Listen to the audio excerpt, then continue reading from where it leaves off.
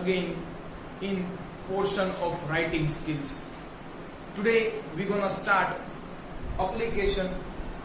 વિદ્યાર્થી મિત્રો, ધોરણ 12 ની અંદર ક્વેશ્ચન નંબર 65 6 માર્ક્સ ની અંદર છે એ એપ્લિકેશન પૂછાતું હોય છે.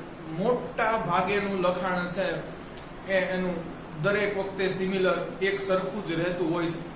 તો આજે જે હું તમને છે એ કાંઈ પણ શીખવાડું છું, જો તમે એ પ્રિપેર કરી લો છો વિદ્યાર્થી મિત્રો, તો માર્ક માય વર્ડ્સ કે જ્યારે તમારે તમારી જોબ માટેનું છે એ એપ્લિકેશન લખવાનું થશે ત્યારે પણ તમે ખૂબ વ્યવસ્થિત અને સરળતાથી એપ્લિકેશન તમારી લખી શકશો. તો વિદ્યાર્થી મિત્રો, આજે આપણે છે એ ત્રણ મોટા છે પ્રોબ્લેમ ઉપર ફોકસ કરવાનું છે. ટાઈપ ઓફ એપ્લિકેશન, કે ભાઈ અરજીના પ્રકાર કેટલા, ક્વોલિફિકેશન ફોર વેરિયસ પોસ્ટ, ભાઈ જે ભરતી બહાર પડી હોય એ માટેની શૈક્ષણિક લાયકાત તમારી પાસે કેટલી હોવી જોઈએ, અને structure of application, the most important of all, બધામાં સૌથી મહત્વનું છે એ આ અરજીનું છે એ માળખું છે. જો આજે આપણે આ ત્રણ જોઈ લઈએ અને આગળ પછીના લેક્ચરમાં આપણે 2-3 એપ્લિકેશનની પ્રેક્ટિસ કરી લઈએ તો અહીંયાથી તમે ફૂલ માર્ક્સ પણ છે એ લઈ શકો છો. બે જ વસ્તુ ધ્યાન રાખવાની છે, એક તો પ્રેક્ટિસ મેક્સ મેન પરફેક્ટ, આની છે વ્યવસ્થિત રીતે પ્રેક્ટિસ કરવાની છે, એક સ્પેલિંગ પણ પાકો કરી લેવાનો છે. આજનો લેક્ચર ખૂબ ક્રુશિયલ અને મહત્વનો વાઇટલ રહેશે. અને વિદ્યાર્થી મિત્રો, બીજા નંબર ઉપર થોડું છે તમારે એ તમારી રાઇટિંગ સ્કિલ ઉપર ઇમ્પ્રુવમેન્ટ લાવવાની જરૂર છે. પ્રેઝન્ટેશન સુધારવું પડશે, ચાક નહીં કરવી પડે, અમુક માઇનોર મિસ્ટેક્સ છે એ નહીં કરવી પડે, તો તમે આમાં 6 માંથી 6 પણ લઈ શકો છો.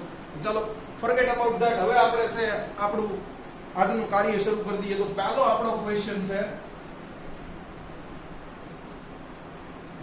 ટાઇપ્સ ઓફ એપ્લિકેશન, અરજીના પ્રકાર.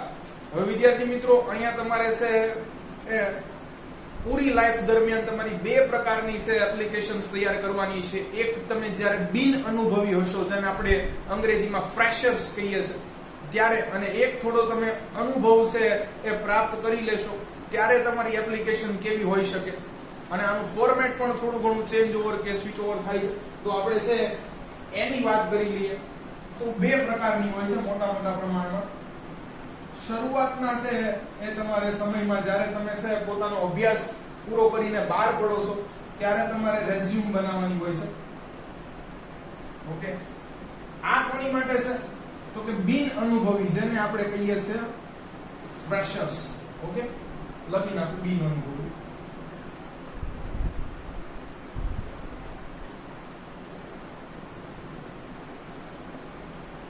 અને પછી તમારે તમારી છે એ સીવી બનાવવાની હોય છે. આનું પૂરું નામ છે એ કરિક્યુલમ વિટાએ છે. ન સમજણ પડી, મને નહોતી પડી. આ એક લેટિન શબ્દ છે વિદ્યાર્થી મિત્રો, it's a Latin word. Okay, આનો છે એ મતલબ કીધું અંગ્રેજીની અંદર કે છે કોર્સ ઓફ લાઈફ. તમારા જીવનનો માર્ગ કેટલો છે, અત્યાર સુધીનો તમે કાપ્યો છે, એ તમારે લખવાનો છે. ઓકે, આલ્યો ગુજરાતીમાં બોલી. તો વિદ્યાર્થી મિત્રો, હવે તમે જ્યારે છે ફ્રેશર્સ છો ત્યારે તો તમારી પાસે અનુભવ નથી, હે, અને અનુભવ વગર તો તમે જાણો છો કે તમે બિન ઘડાયેલી વ્યક્તિ છો, એટલે તમે અહીંયા સેલરીની ડિમાન્ડ ના કરી શકો. ઓકે, રીઝન ફોર ચેન્જ ન લખી શકો. અમુક વસ્તુ તમે અહીંયા રેફરન્સ કોઈ તમારો છે લેવા તૈયાર ન હોય, કારણ કે હજી તમે માર્કેટમાં બહાર જ નથી પડ્યા. તો અહીંયા કેટલું લખવાનું હોય છે મોટા પ્રમાણમાં, તો તમારે એક તમારી પર્સનલ ઇન્ફોર્મેશન લખવાની હોય છે.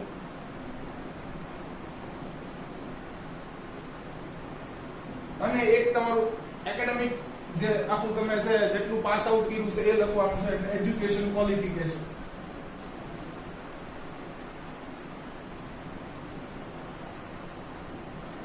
તો કે અહીંયા ઇમ્પ્રેસ કરવા બીજું શું લખી શકીએ? તો વિદ્યાર્થી મિત્રો, તમે કોઈ કો એજ્યુકેશનલ એક્ટિવિટીની અંદર સારા હો, તમારી કોમ્પ્યુટર પર ગ્રીપ હોય તો તમે એ લખી શકો.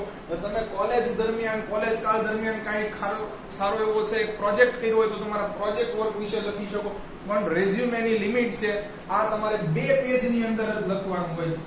ઓકે, જો એઝ અ ફ્રેશર છો, તમે બિન અનુભવી છો અને તમે તમારી રેઝ્યુમે મોટી કરી નાખો છો 2 પેજ કરતા, તો કોઈ પણ ઇન્ટરેસ્ટ લેશે નહીં આને વાંચવાની, કારણ કે એ સમજી જશે કે આને આ બાબતની જે છે એ ખબર નથી કે એની રેઝ્યુમે છે એ 2 પેજની અંદર બની જવી જોઈએ.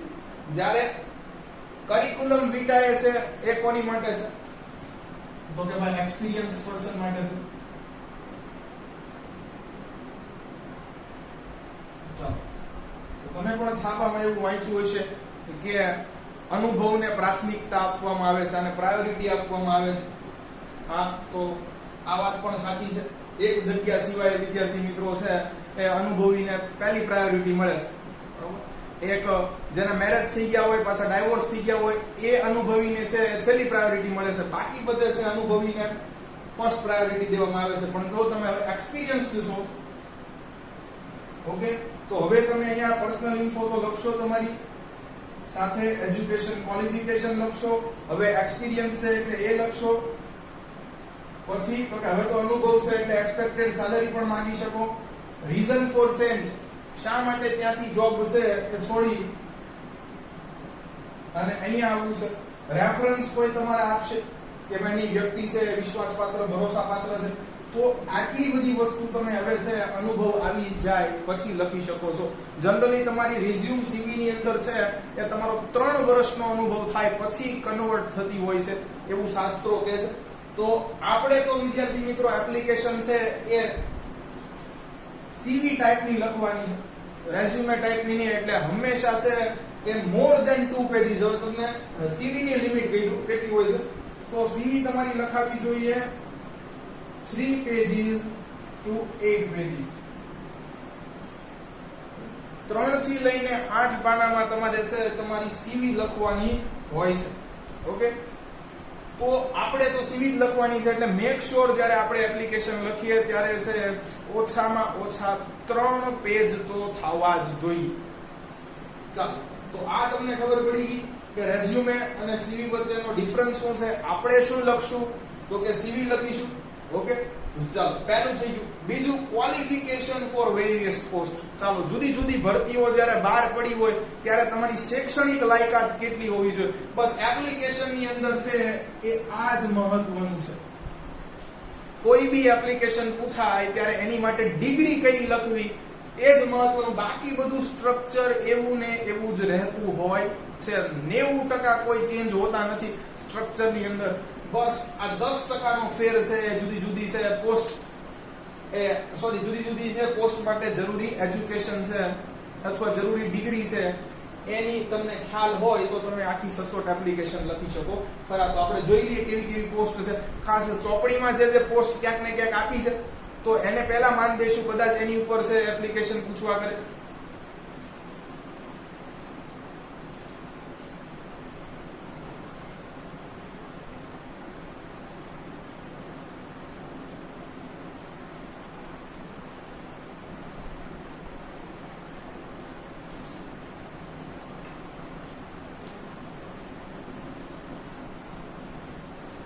ચાલો, તો બીજો ક્વેશ્ચન. ચાલો, આ બાજુ લખીશું પોસ્ટ. કોઈ ભરતી બહાર પડી છે એ, અને એની માટે છે રિક્વાયર્ડ એજ્યુકેશન ક્વોલિફિકેશન કે જરૂરી શૈક્ષણિક લાયકાત છે એ આ બાજુ લખીશું.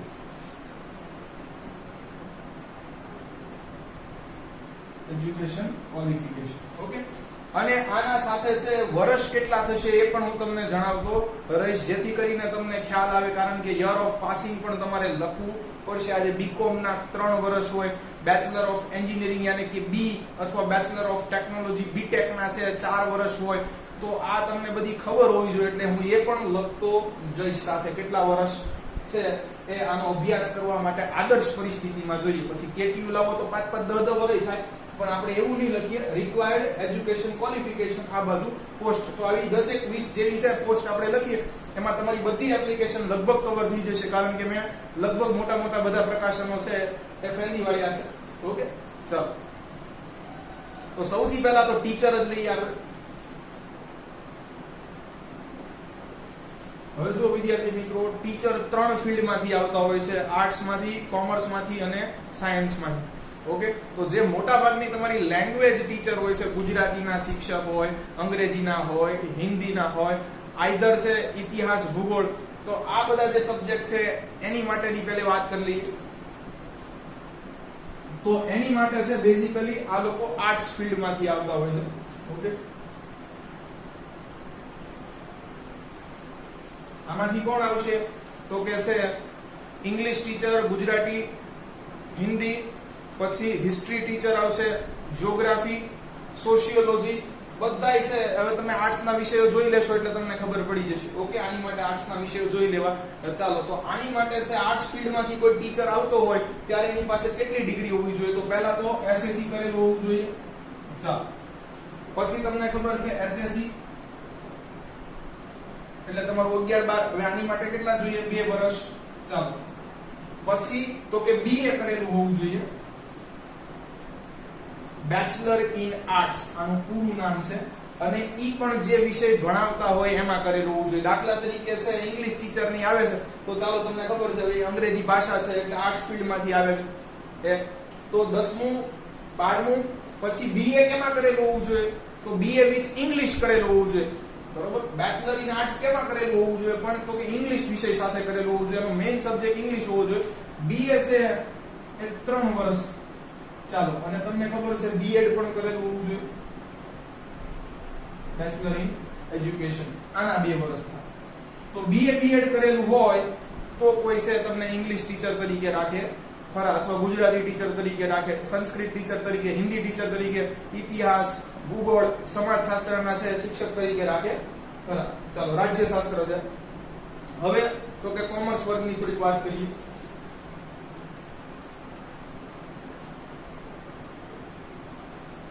ચાલો, અહીંયા આવશે તમારું ઇકોનોમિક્સ, અકાઉન્ટ, સ્ટેટિસ્ટિક્સ, બીએ. તો આ બધા વિષય છે, એસપીસીસી, આવા બધા વિષય આવશે. તો આની માટે છે એ તમારી પાસે એસએસસી, એચએસસી કેમાં કરેલું હોવું જોઈએ? કોમર્સ ની અંદર, ઓલામાં આર્ટ્સ ની અંદર. ઓકે, પછી બીકોમ આવે. તો બીકોમ ના તમને ખબર છે 3 વર્ષ હોય, અહીંયા લખી નાખી 2. અને પછી બીએડ કરવાનું છે, બીકોમ બીએડ હોવું જોઈએ, આના 2. ચાલો, તો તમે છે અહીંયા એકાઉન્ટના ટીચર બની શકો, સ્ટેટિસ્ટિક્સના, ઇકોના, બીએના, એસપીસીસીના વગેરેના છે તમે એ શિક્ષક બની શકો ખરા. ચાલો, હવે ભાઈ ધોરણ 10 માં અમુક વિષયો આવે છે જેની વાત કરું તમને. ખાસ કરીને છે કે જો તમે વિજ્ઞાન અને ગણિત રહી ગયા આપણા ખાસ, તો હવે એની માટે છે વિદ્યાર્થી મિત્રો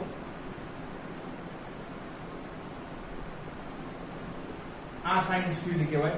આ ઉપરાંત વિદ્યાર્થી મિત્રો પી, સી, બી અને એમ પણ આવે છે. ફિઝિક્સ ટીચર છે, ભૌતિક વિજ્ઞાનના છે. પછી તો કે કેમેસ્ટ્રી, રસાયણ વિજ્ઞાનના છે. પછી તો કે છે ભાઈ એમાં પણ મેથેમેટિક્સ આવે તો એની માટેના છે. પછી તો કે છે બાયોલોજીના છે. ઈ ગણિત વિજ્ઞાન માટે તમે છે અહીંયા બીએસસી લખવું પડશે. ઓકે, તો પહેલા એસએસસી, ચલો એચએસસી પણ અહીંયા સાયન્સ રાખેલું હોવું જોઈએ. અહીંયા સાયન્સ, અહીંયા કોમર્સ, અહીંયા આર્ટસ. ચાલો, પછી તો કે બીએસસી કરેલું હોવું જોઈએ. ઓકે, આના પણ 3 વર્ષ છે. અને પછી બીએડ કરેલું હોવું જોઈએ, આના 2 છે. ચાલો, પછી તો કે પ્રોફેસર લેવલે જવું હોય તો પછી અહીંયા એમએસસી પણ આવે, અહીંયા એમકોમ પણ આવે, અહીંયા એમએ બીએડ કરવું પડે. બરોબર, તો એ ઉપરનું થોડુંક લેવલનું થઈ ગયું. ચાલો, આ ટીચર થઈ ગયા. ચાલો, હવે સ્પોર્ટ્સ ટીચર એક થોડુંક નવું છે.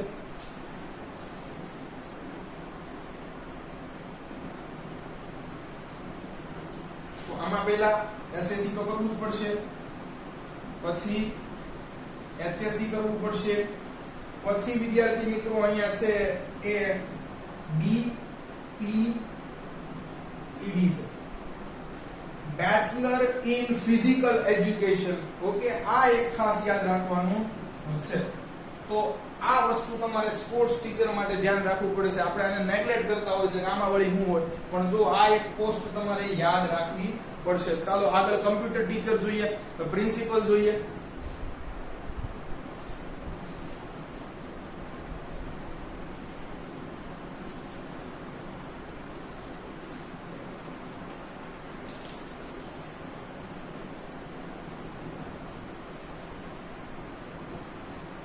Computer teacher. હવે તો કે કમ્પ્યુટર ટીચર માટે અહીંયા છે BCA લખી નાખો, બરોબર. સૌથી સારું એ રહેશે વિદ્યાર્થી મિત્રો. તો પહેલા તો SSC, HSC, પછી BCA લખી નાખો, bachelor in computer academics. Okay, તો છે આના 3 વર્ષ હોય છે બેઝિકલી. ઓકે, અને પછી બીએડ પણ લખવું પડશે. ચાલો, કોમ્પ્યુટર ટીચર, પ્રોપર ટીચર બનવું હોય તો ઓકે, અહીંયા બીકોમ બીએડ પણ ચલાવી લેતા હોય છે. ઓકે, પણ જો વિદ્યાર્થી મિત્રો કમ્પ્યુટર શબ્દ આવે છે એટલે વધુ આ શૂટ કરે. ચાલો, હવે ભાઈ તો કે આ બધું જવા દો. હવે છે ભાઈ પ્રિન્સિપલ બનવું હોય તો શું? તો હવે ટીચર કાઢી નાખું છું.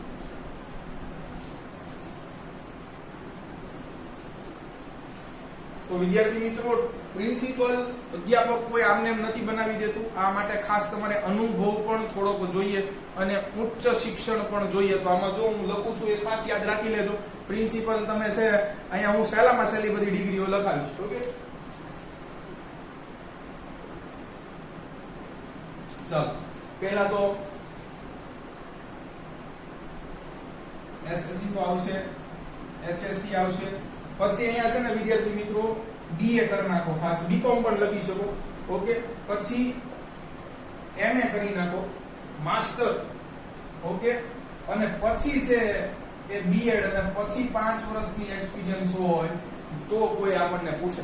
ઓકે, ચાલો, 3 વર્ષ, 2 વર્ષ અને 5 વર્ષનો કઈક અનુભવ હોવો જોઈએ. વાસ્તવિક રીતે છે જો તમારે પ્રિન્સિપલ બનવું હોય તો આ રીતની કોઈ રિક્વાયરમેન્ટ છે. માસ્ટર ડિગ્રી પણ જોઈએ, કારણ કે પ્રિન્સિપલ છે એક બહુ ઊંચી પોસ્ટ કહી શકાય. ઓકે, ચાલો, અને 5 વર્ષનો એક્સપિરિયન્સ. ચાલો, હવે તો કે ખાસ librarian, lab assistant.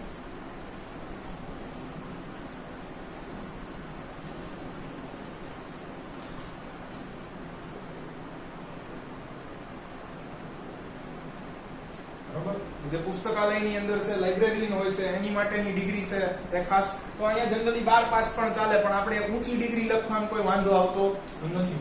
Okay, BA લખી નાખો. ચાલો, 3 વર્ષ એને કાઢી નાખો. ઓકે, ચાલો, લેબ આસિસ્ટન્ટ છે, લેબોરેટરી જે સાયન્સ ની અંદર આવે છે.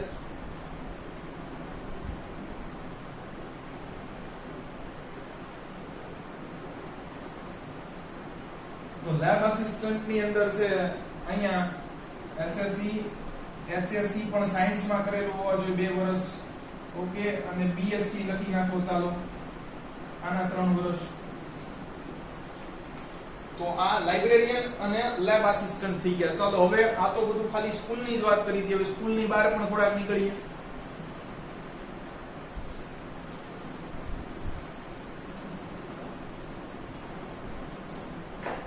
વિદ્યાર્થી મિત્રો અહીંયા લગભગ આર્ટ્સ વાળાના બધા પ્રોબ્લેમ સોલ્વ થઈ જાય છે, કારણ કે એ લોકોને મોટા ભાગે છે એ ટીચિંગ ફિલ્ડ સાથે જોડાયેલા હોવાનું છે. પણ હવે વાત આવે છે કોમર્સ વાળાની. ભાઈ એકાઉન્ટન્ટ, ચાલો, નામું લખનાર માટે શું કરવું?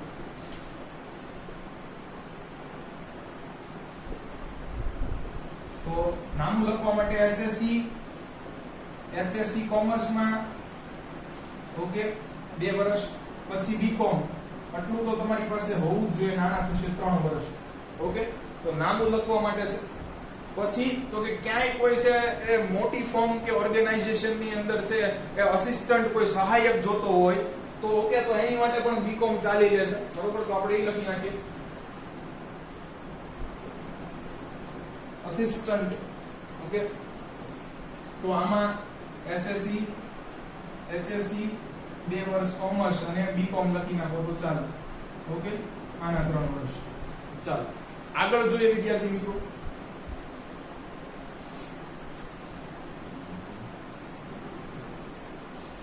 તો ધોરણ 10 માં તમે હ્યુમન રોબોટ ભણી ગયા, એમાં સેલ્સમેન આવતો હતો. તો સેલ્સમેન માટે પણ વિદ્યાર્થી મિત્રો અહીંયા SSC, HSC અને બીકોમ લખી શકાય. 2 કોમર્સમાં અને બીકોમ ના 3 વર્ષ. ઓકે, ચાલો, પછી તો કે હવે છે એ મેનેજર, થોડી ઊંચી પોસ્ટ. તો મેનેજર માટે તમને ખબર છે MBA સૌથી વધુ છે સુટેબલ રહેશે. ઓકે, તો SSC, HSC કોમર્સમાં કરાવી દેવાય, પછી છે BBA અને MBA, આના 3 આના 2. ઓકે, અથવા બીકોમ MBA પણ ચાલે વિદ્યાર્થી મિત્રો. તો BBA ન લખવું હોય તો એ તમારે જો કોમન જ રાખો, કોમન માં ચાલો આના 3 વર્ષ બીકોમ MBA લખી નાખો તો ચાલો બીકોમ પછી પણ થાય છે. ઓકે, તો MBA ખાસ મેનેજર લેવલ માટે છે. પછી બેંક મેનેજર કેમ ન હોય તો એ લખી નાખું છું ખાસ એની માટે. આમ તો એમાં એમકોમ પણ ચાલે છે, પણ તોય આપણે તો શું કરવા, MBA લખો તો બધું સુટેબલ છે એ રહેશે, બરોબર. તો અહીંયા છે બેંક મેનેજર હોય કે કોઈ પણ પ્રકારનો મેનેજર હોય તો એટલું છે ડિગ્રી જોઈએ. પછી સુપરવિઝર ક્યાંય જોતો હોય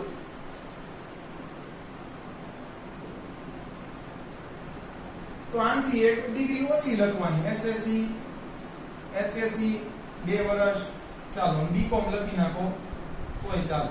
ઓકે, હા, જો એન્જિનિયરિંગ ફિલ્ડમાં સુપરવિઝર જોતો હોય તો ત્યાં ડિપ્લોમા છે કરેલું હોવું જોઈએ. ખાસ એન્જિનિયરિંગ ફિલ્ડમાંથી પણ બહુ ઓછી એપ્લિકેશનો છે પૂછાતી હોય છે એ ટાઈપની, બરોબર. ચાલો, તો ખાસ અહીંયા પણ છે એક ડિગ્રી મેનેજર કરતા ઓછી લખવાની. ચાલો,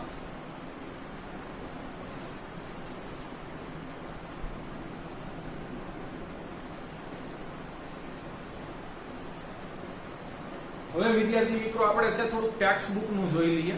ઓકે, તો ટેક્સ્ટ બુક માં છે પ્રકરણ નંબર પહેલાથી બધું યાદ કરાવતો જાઉં છું તમને, તો એમાંથી ઘણી બધી ડિગ્રી મળે એમ છે. તો પહેલા તમે ભણી ગયા છો જો કસ્ટમર સર્વિસ રિપ્રેઝેન્ટેટિવ. આ રિપ્રેઝેન્ટેટિવ ઘણી જગ્યાએ આવતા હોય છે, તમને ખબર છે આવું MR નું આવે છે. અમારી વખતે આ પૂછાણી હતી મેડિકલ રિપ્રેઝેન્ટેટિવ ની. તો ખાસ સર્વિસ રિપ્રેઝેન્ટેટિવ હોય જો, બરોબર, તો રિપ્રેઝેન્ટેટિવ માટે પહેલી ડિગ્રી લખવી પડે. સર્વિસ રિપ્રેઝેન્ટેટિવ મોટા ભાગે કોમર્સ ફિલ્ડ થી હોય છે. ચાલો, SSC HSC બીકોમ લ્યો નીકળી ગયું. ચાલો, બરોબર. અહીંયાથી તમે જો મેડિકલ રિપ્રેઝેન્ટેટિવ, તો હવે મેડિકલ આવ્યું એટલે સાયન્સ ઓબ્વિયસ વસ્તુ છે. SSC HSC પણ સાયન્સમાં. ઓકે, અને હવે અહીંયા આવશે BSc. ઓકે, અને અહીંયા કરવું પડે ખાસ કરીને તો કેમેસ્ટ્રીમાં, રસાયણ વિજ્ઞાનની અંદર. ઓકે, તો આ MR માટેની છે. ઓકે, ચાલો. પછી ઘણાએ મને પૂછ્યું હતું ભાઈ મેડિકલ સ્ટોર નાખવું હોય તો અહીંયા વિદ્યાર્થી મિત્રો તમારી પાસે ફાર્મસી છે, ફાર્માસિસ્ટ નું છે એ લાયસન્સ હોવું જોઈએ મેડિકલ માટે. તો ખાસ મેડિકલ સ્ટોર છે મને કોઈ પૂછેલું, તો આમાં તમારે SSC પછી HSC તમારે 2 વર્ષ દેવાના સાયન્સમાં, અને પછી બરોબર એ તમારે બી ફાર્મ કરવું જોઈએ. આના વર્ષ લાગે છે 4, ખાસ જોજો. ઓકે, તો આવી રીતે તમે મેડિકલ સ્ટોર પણ નાખી શકો પોતાનો. ખરા આપણે મેડિકલ રિપ્રેઝેન્ટેટિવ જેને MR કહીએ છે, કસ્ટમર સર્વિસ રિપ્રેઝેન્ટેટિવ આપણે પહેલા છે ચેપ્ટર ની અંદર ભણી ગયા છે, એટલે એની માટે આવી કંઈક તમારે ડિગ્રી લખવી પડશે. આગળ જોઈએ.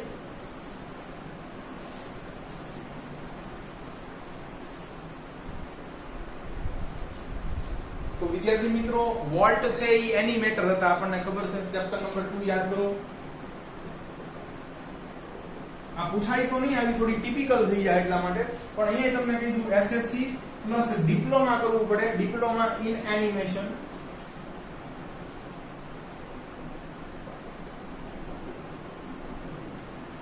અને આમાં દેવા પડે 3 વર્ષ. ઓકે, તો તમે એનિમેટર પણ બની શકો, પણ મેં તમને કીધું આના ચાન્સીસ બહુ ઓછા છે. ચાલો,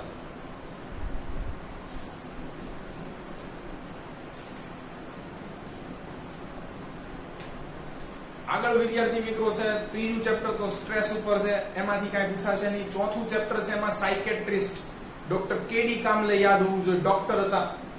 ચાલો,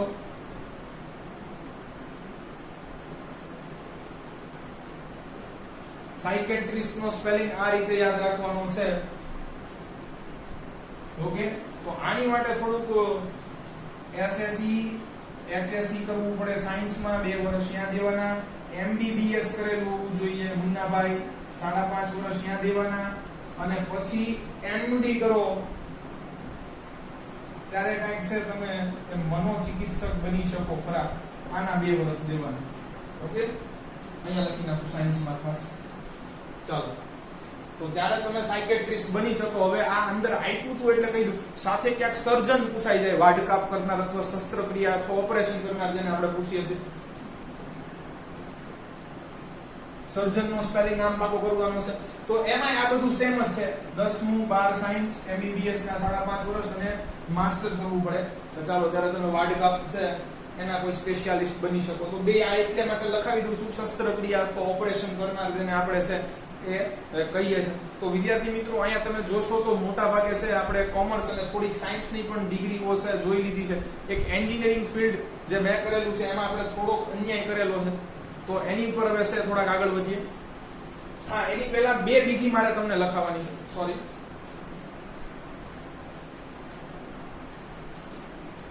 એક વિદ્યાર્થી મિત્રો સ્ટેનોગ્રાફર ની છે એ પૂછાયેલી છે, અને તમને ખબર છે પછી 5મું ચેપ્ટર તો આર્ટ્સ વિશે છે, અહીંયાથી તો કઈ પૂછાય નહીં. 6થું ચેપ્ટર એમાં છે, એમાં તમને ખબર એડિટર્સ આવે છે ન્યૂઝપેપર માટે, એટલે જર્નાલિસ્ટ પણ પૂછાઈ શકાય ખરા, પત્રકાર પોપટલાલ. તો આપણે એ લઈ લઈએ બધા. સ્ટેનોગ્રાફર. ઓકે, તો સ્ટેનોગ્રાફર છે આ ક્યાં, આ તમે ડિગ્રી કરેલી હોય તો તમને ક્યાં જોબ મળે, તો ખાસ આ અને અદાલતનો છે રિપોર્ટર કહેવાય વિદ્યાર્થી મિત્રો. અદાલતની અંદર જે કોઈ બી છે એ કાર્યવાહી ચાલતી હોય, ફટાફટ છે આ સ્ટેનોગ્રાફર બધું છે એ લખી ટાઈપરાઈટર દ્વારા છે એ બધી માહિતી સ્ટોર કરતો હોય છે. તો ખાસ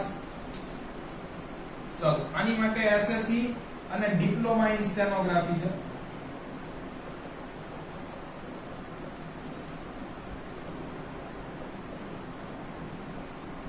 ચાલો પછી જર્નાલિસ્ટ, પત્રકાર પોપટલાલ. ઓકે, તો જર્નાલિસ્ટ ની અંદર છે એસએસસી અને ડિપ્લોમા ઇન જર્નાલિઝમ.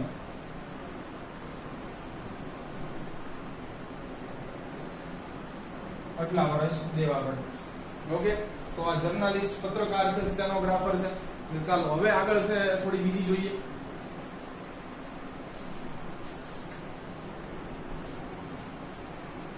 તો એન્જિનિયરિંગ ફિલ્ડમાંથી વિદ્યાર્થી મિત્રો છે કેટલી આવી શકે એ જોઈએ. તો સીધું તમને કહીએ જ દે, મેકેનિકલ એન્જિનિયર,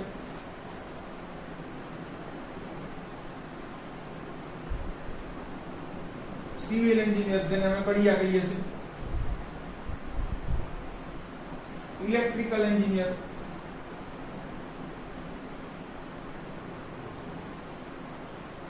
ઓકે. તો આ બધા માટે એસએસસી HSC સાયન્સમાં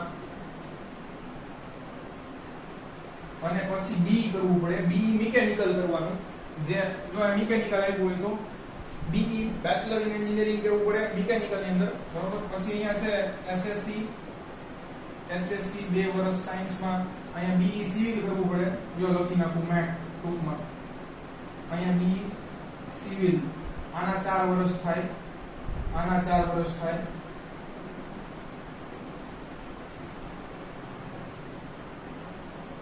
આના પણ છે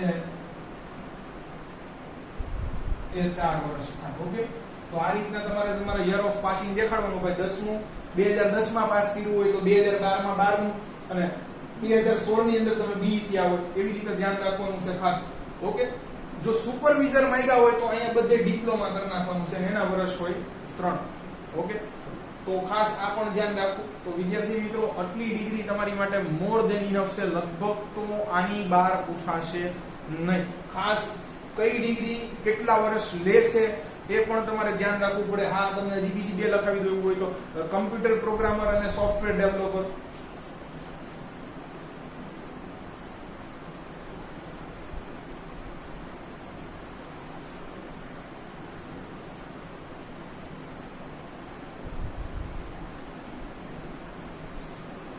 તો વિદ્યાર્થી મિત્રો અને કમ્પ્યુટર પ્રોગ્રામર માટે તમે છે બરોબર એ બીસીએ પણ લખી શકો, પણ આ બે જગ્યાએ આજે છે એ એન્જિનિયર સસ્તામાં મળી જ રહેશે. તો આપણે બેમાં છે એ કમ્પ્યુટર એન્જિનિયર લખી નાખીએ. બાકી અહીંયા ખરેખર છે તમારે બરોબર છે એક જગ્યાએ બીસીએ લખવું જોઈએ, એક જગ્યાએ કમ્પ્યુટર એન્જિનિયરિંગ લખવું જોઈએ, પણ બે ચાલે. આઈટી એન્જિનિયર પણ ચાલે, પણ અહીંયા હું એ વધુ સેફ રહેશે કે આ બે કોમ્પ્યુટરને લગતા ફિલ્ડ છે. 2 વર્ષ સાયન્સમાં અને પછી બી કોમ્પ્યુટર કરેલું હોવું જોઈએ ફિલ્ડમાં. આના પર થાય. ચાલો કદાચ આ પૂછાય તો અહીંયા તમારે સેફ આ ચાલુ રહેશે કે તમે બી લખી નાખો, એને આ જોબ મળી જ શકે ઈઝીલી. ઓકે, તો આની બહાર લગભગ તમારી પોસ્ટ જશે નહીં. છેલ્લું સ્ટ્રક્ચર ઓફ એન એપ્લિકેશન. હવે મેઇન આપણું સાહેબ બધું શરૂ થાય છે. તો મહેરબાની કરીને આ જુદી જુદી પોસ્ટ અને પોસ્ટ માટે જરૂરી છે રિક્વાયર્ડ એજ્યુકેશન ક્વોલિફિકેશન અથવા આને આપણે ડિગ્રી પણ કહી શકીએ કે ભાઈ આ ડિગ્રી તમારી પાસે હોવી જોઈએ. તો આટલું ખાસ કરી નાખજો વિદ્યાર્થી મિત્રો. હવે આપણે છે આખું સ્ટ્રક્ચર જોઈએ એપ્લિકેશન માટે.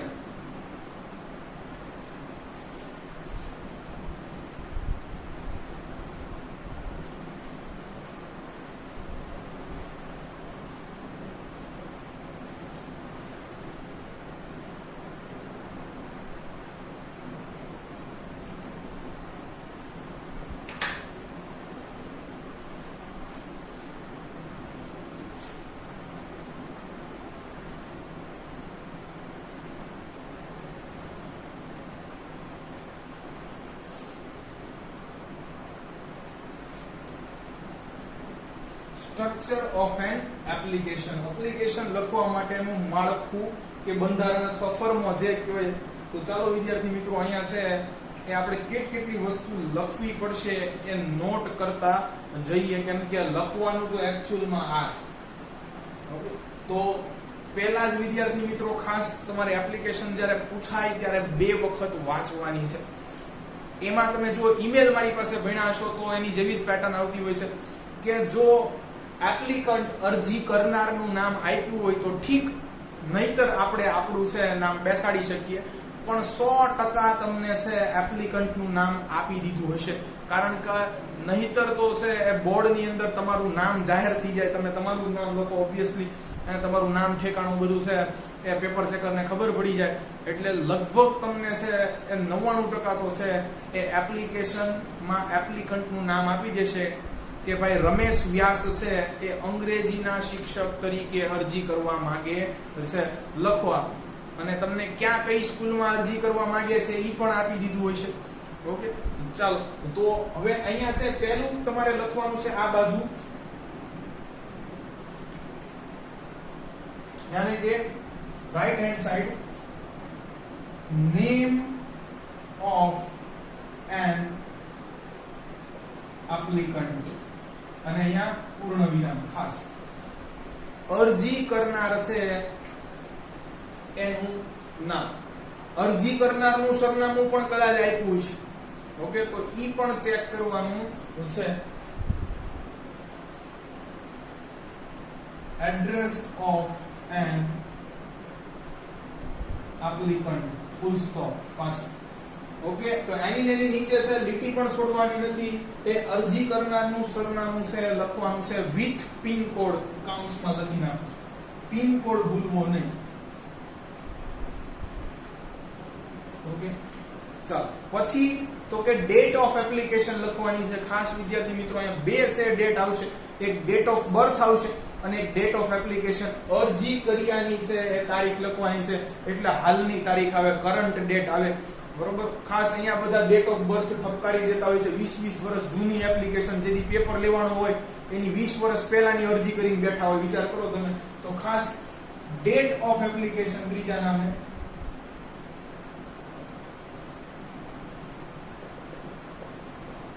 અહીંયા પણ પૂર્ણ વિરામ. ખાસ કહું છું કરંટ ડેટ લખવી, હાલની ડેટ લખવી અહીંયા. તો આ 3 વસ્તુ તમારે છે લખવાની છે. છેલ્લે પૂર્ણ વિરામથી બધું પૂરું પણ થવું જોઈએ. એવું નથી કે તો એક જ લીટીની અંદર સમાઈ જવું જોઈએ, પણ છે જમણી બાજુ છે એ તમારે આ 3 વસ્તુ લખવાની થશે. નેમ ઓફ એન એપ્લિકન્ટ, અરજી કરનારનું નામ. જો અંદર પેટર્નમાં કે પ્રોબ્લેમમાં આપ્યું હોય તો ઠીક છે, નહીતર પોતાનું ઠપકારી શકો છો. અરજી કરનારનું સરનામું અંદર આપ્યું હોય તો ઠીક છે, નહીતર પોતાનું લખી શકો છો. તારીખ મન પડે એ લખવી, પણ થોડીક આગળ પાછળ પેપર જે દિવસે હોય તમારો બોર્ડની અંદર એની 1-2 આગળ પાછી લખી નાખો તો ચાલશે. ઓકે, તો નેમ, એડ્રેસ અને ડેટ. ચાલો પહેલી બાજુ હવે એક લીટી છે છોડી દેવાની છે. હવે આપણે જવાનું છે એ ડાબી બાજુ. ઓકે, તો ટુ લખવાનું છે પહેલા. ચાલો હવે તમને ખબર પડી ગઈ છે કે આ કોણ હશે. એક બાજુ અરજી લખનાર હોય તો એક બાજુ અરજી મેળવનારો. હવે ટુ કરીને વિદ્યાર્થી મિત્રો અહીંયા ક્યારેય પણ છે કોઈ દિવસ નામ લખવાનું નથી. તમારે જેને અરજી મોકલાવવાની છે એની પદવી લખવાની છે. દાખલા તરીકે મારે અંગ્રેજી ટીચર તરીકે ક્યાંય પણ કોઈ પણ દુનિયાની સ્કૂલમાં છે એ એપ્લાય કરવું હોય તો ઈ સ્કૂલના પ્રિન્સિપલને મારે છે એ આ અરજી કરવાની હોય તો મારે પ્રિન્સિપલનું નામ મને ખબર હોય તોય ન લખાય, ત્યાં છે એની પદવી લખાય. એટલે પ્રિન્સિપલ એટલું જ લખવાનું છે. અહીંયા કાયમ ટુ કરીને છે એ હું લખી નાખું છું ખાસ રેડ અક્ષરે. રેસિપિયન્ટ્સ પોસ્ટ, યાને કે અરજી મેળવનારની છે એ જે લાયકાત છે ઈ લખવાની છે. ટુ પ્રિન્સિપલ, ટુ મેનેજર આ લખવાનું છે ખાસ. ટુ એડવાઇઝર એડવર્ટાઇઝર તો આવું લખવાનું થશે ખાસ. અહીંયા કોઈ દિવસ નામ આવશે નહીં. ઓકે, તો ટુ કરવાનું છે. પછી રેસિપિયન્ટ પોસ્ટ પાછું કોમું. ચાલો પછી તો કે ભાઈ છે નેમ ઓફ એન ઓર્ગેનાઇઝેશન. આ પ્રિન્સિપલ ક્યાંનો, કઈ સ્કૂલનો, પછી સ્કૂલનું નામ લખવાનું. ઓકે,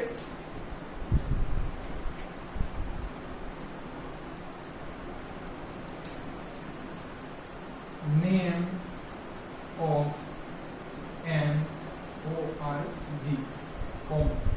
ચાલો જે કોઈ બી સંસ્થા હોય, જે કોઈ બી પેઢી હોય, જે કોઈ બી કંપની હોય, ઓર્ગેનાઇઝેશન હોય એનું નામ લખવાનું છે. પછી કોમા અને હવે લખવાનું છે ઓર્ગેનાઇઝેશનનું એડ્રેસ.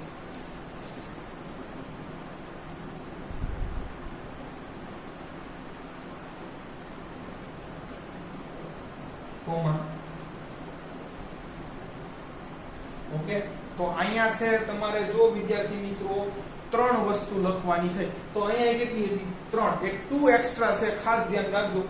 જો જેને તમે છે એ અરજી મોકલી રહ્યા છો એની પદવી, પછી તો કે છે જ્યાં જે સંસ્થામાં અરજી મોકલી રહ્યા છો એ સંસ્થાનું નામ અને એ સંસ્થાનું એડ્રેસ. આ તો તમને હંમેશા આપી દીધું છે. અને આ 2 કરીને તમને પોસ્ટ પણ કહી દીધી છે કે તમારે આ કઈ પદવી ધરાવતા વ્યક્તિને છે ઈ કંપનીની અંદર કે ઈ સંસ્થાની અંદર છે એ એપ્લિકેશન કરવાની છે. તો જો 2-3 વાર વ્યવસ્થિત રીતે છે પ્રોબ્લેમ વાંચજો. અહીંયા 3 વસ્તુ છે. ચાલો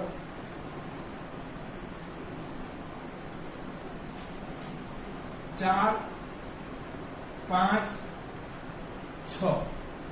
ઓકે, પણ 2 ભૂલાય નહીં. અને સોરી પૂર્ણ વિરામ આવશે, માય મિસ્ટેક.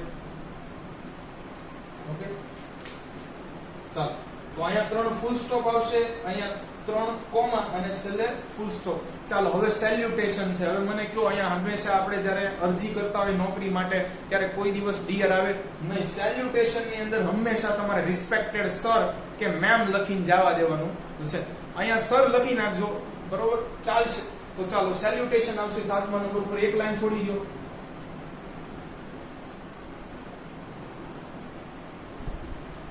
ચાલો સંબોધન.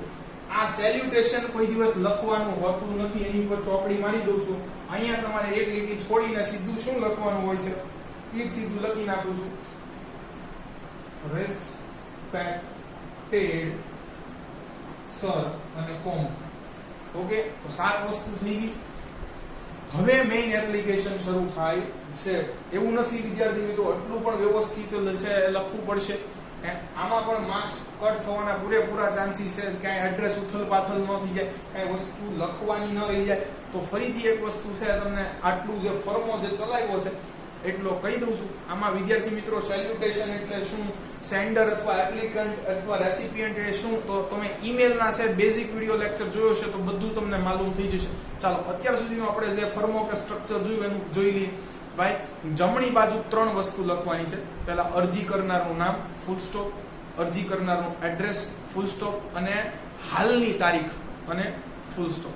ઓકે, તો આ 3 વસ્તુ છે એ જમણી બાજુ લખવાની છે. અરજી કરનારનું નામ અંદર આપ્યું હોય તો ઠીક, નહીતર પોતાનું.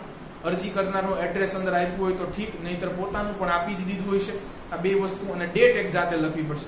ચાલો આ બાજુ પહેલા 2 લખવાનું છે, 2 પછી કોમા. હવે 2 પછી કોણ આવશે તો કે જે સંસ્થા છે એની અંદર આપણે આપણી અરજી છે એ પહોંચાડવાની છે, એ કઈ વ્યક્તિ સુધી છે એ પહોંચવી જોઈએ ત્યાં એ છે એ તમારે પોસ્ટ લખવાની છે, પણ પોસ્ટ પણ તમને એપ્લિકેશન સરળ બનાવવા અંદર આપી જ દેતા હોય છે. તો 2-3 વાર પ્રોબ્લેમ વાંચશો એટલે તમને ખબર પડી જશે. તો એ to principal, to manager, to advertiser એવું કરીને પછી પાછું અહીંયા કોમા. ચાલો, પણ કઈ સંસ્થાનો મેનેજર, કઈ સંસ્થાનો પ્રિન્સિપલ, એટલે પછી સંસ્થાનું નામ લખવાનું છે, ઈ પણ અંદર આપી જ દીધું હોય છે, અને સંસ્થાનું એડ્રેસ ઈ પણ અંદર આપી દીધું છે. સેલ્યુટેશન, સંબોધન શું કરશો, તો ચાલો તો છે એમાં અહીંયા રિસ્પેક્ટેડ સર સિવાય બીજું કાંઈ લખવાનું નથી. સેલ્યુટેશન વિદ્યાર્થી મિત્રો ક્યાંય લખવાનું આવતું નથી, સીધું રિસ્પેક્ટેડ અથવા ડિયર, ઓનરેબલ થી શરૂ થતું હોય છે.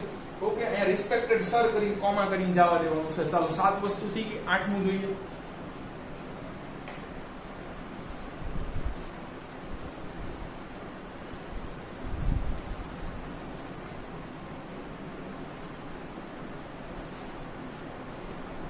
તો વિદ્યાર્થી મિત્રો હવે છે સબ્જેક્ટ આવે છે. સબ્જેક્ટ કેવી રીતે લખવું જોઈએ ખરેખર?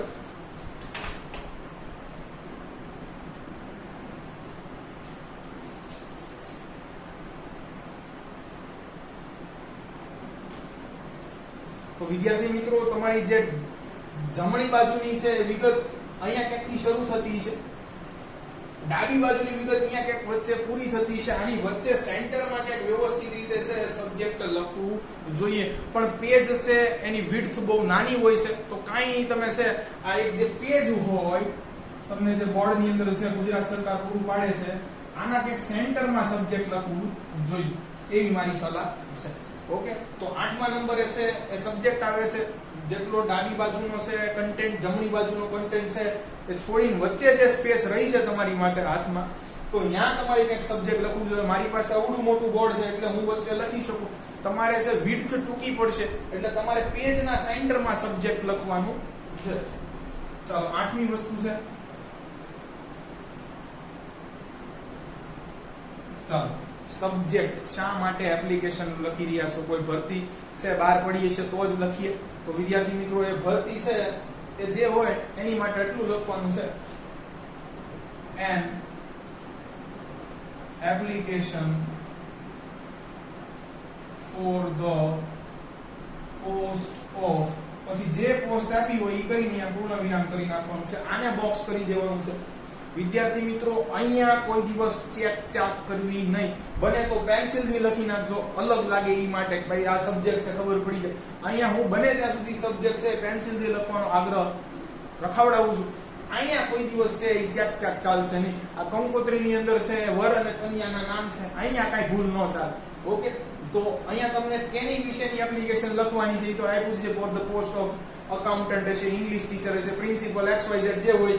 તો ઓકે, તો આ લખવાનું છે. આને આપી દઈએ આપણે નંબર 8. ચાલો હવે આગળ જોઈએ.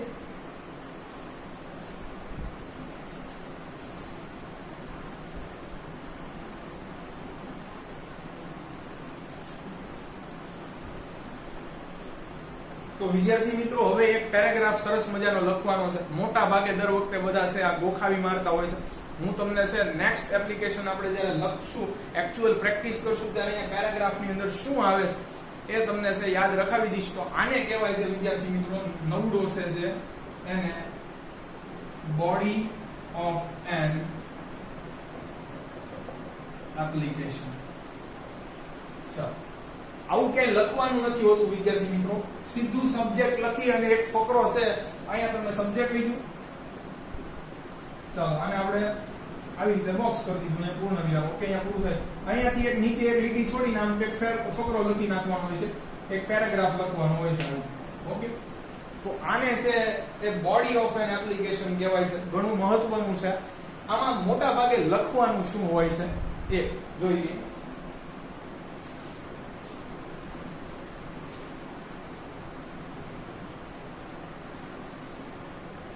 તો વિદ્યાર્થી મિત્રો અહીંયા તો પહેલા ખાસ તમને આ ભરતી બહાર પડી છે એની જાણ ક્યાંથી થઈ ઈ લખવાનું છે.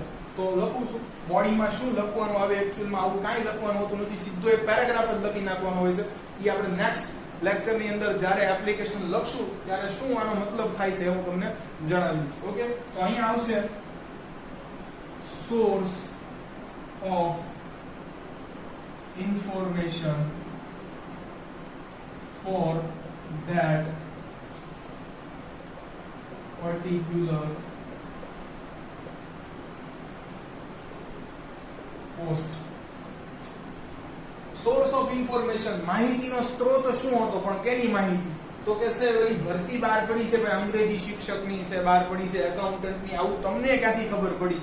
તો એ તમારે અહીંયા છે એ લખવાનું હોય. મોટા ભાગે આ વસ્તુ બધી ન્યૂઝપેપરથી ખબર પડતી હોય, અથવા તો અત્યારે તો સોશિયલ મીડિયા છે, ઘણી બધી એપ્લિકેશન છે, એના માધ્યમથી પણ ખબર પડી શકે, પણ આપણે ન્યૂઝપેપર છે એનો આગ્રહ રાખશું, બરોબર? અને તમારી છે આ જોબ મેળવવાની થોડી વૃત્તિ દેખાડવાની છે કે ભાઈ હું આ જોબ છે એ કરવા માંગુ છું, તો થોડુંક એવું તમારા છે ડિઝાયર્સ દેખાડવાના છે, પ્લસ કે ભાઈ મારે આ નોકરીની ઈચ્છા છે થોડી, બરોબર? એવું તમારે દેખાડવાનું છે, તમારી થોડીક લાયકાત બતાવવાની છે.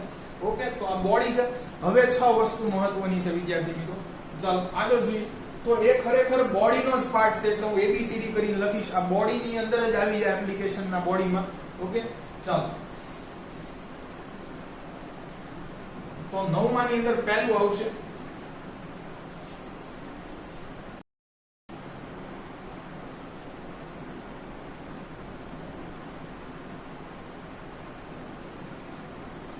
પર્સનલ બાયોડેટા, અથવા આને ઘણા પર્સનલ ઇન્ફોર્મેશન પણ કહે છે. તો બે માંથી તમને જે લાગે સુટેબલ ઈ લખવાનું, બે લખવાનું નથી.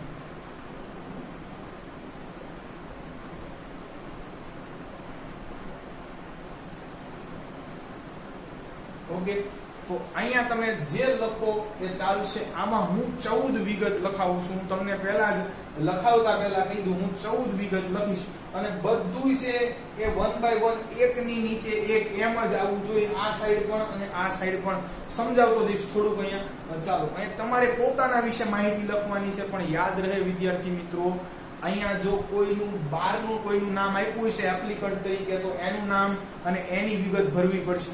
ઓકે, એડ્રેસ અમદાવાદનું અંદર આપ્યું હોય ને તમે અહીંયા ભાવનગર લખો તો એ ચાલે નહીં. ખાસ એટલે પેટર્ન છે, પ્રોબ્લેમ છે, એ 2 વાર જોવી, એમાં કેટલી માહિતી આપી છે તો એ રીતે અહીંયા ફિલઅપ કરવાનું થશે. છતાં પણ હું તમને જણાવતો રહીશ. ઓકે,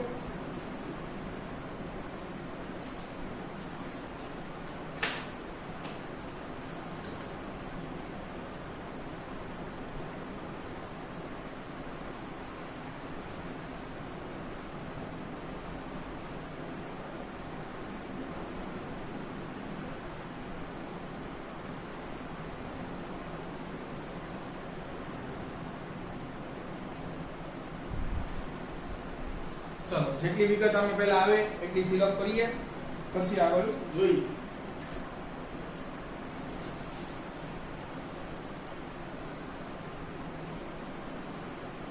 પહેલા આવશે વિદ્યાર્થી મિત્રો નેમ. અહીંયા આખું નામ લખવાનું છે, યાને કે તમારું નામ, તમારા ફાધરનું નામ અને સરનેમ.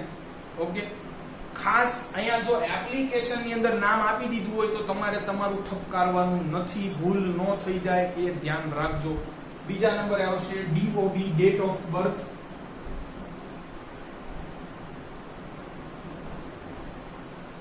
આ ખાસ 1990 આસપાસ લખવી, અત્યારે જ કહી દઉં છું, બરોબર?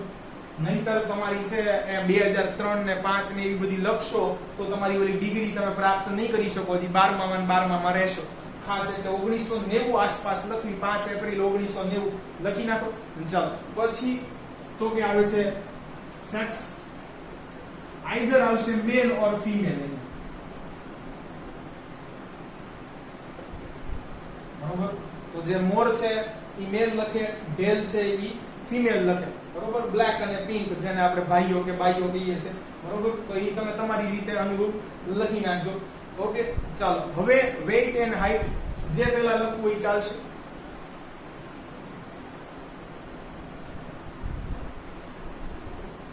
વેઇટ હંમેશા કેજી માં લખાય.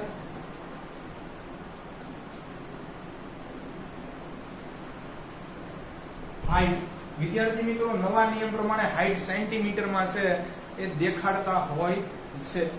હવે ઓલું ફૂટ અને ઇંચ ઈ થોડુંક છે ટિપિકલ લાગે છે, કારણ કે એમાં 5 ફૂટ 8 ઇંચ, તો જો 2 એકમ આવ્યા ફૂટ અને ઇંચ, એની બદલે સેન્ટીમીટર માં હવે લખવાનો. ગવર્મેન્ટના જ્યારે તમે ફોર્મ ભરશો ત્યારે તમને ખબર પડે કે રિવાજ થઈ ગયો છે, 170 સેન્ટીમીટર ઉપર લખાય.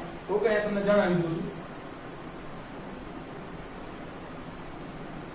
ચાલે હે લેડીઝ કોઈ હોય એની એપ્લિકેશન લખવાની હોય, ખાસ નેમ કોઈ લેડીઝ માં આપ્યું હોય તો એનો વેઇટ છે એ 50 થી 55 કિલો વચ્ચે લખાય, અને કોઈ જેન્ટ્સ છે એ તરીકે એપ્લિકેશન લખવાની હોય તો 70 કિલો પ્લસ વજન લખવો જોઈએ. ચાલો આ 5 વસ્તુ થઈ ગઈ. હવે તો કે બીજી 3, જો આમ ફોર્મેશન યાદ રાખજો, પહેલા 5 લખવાનું છે, પછી 3 માં લખાવું છું.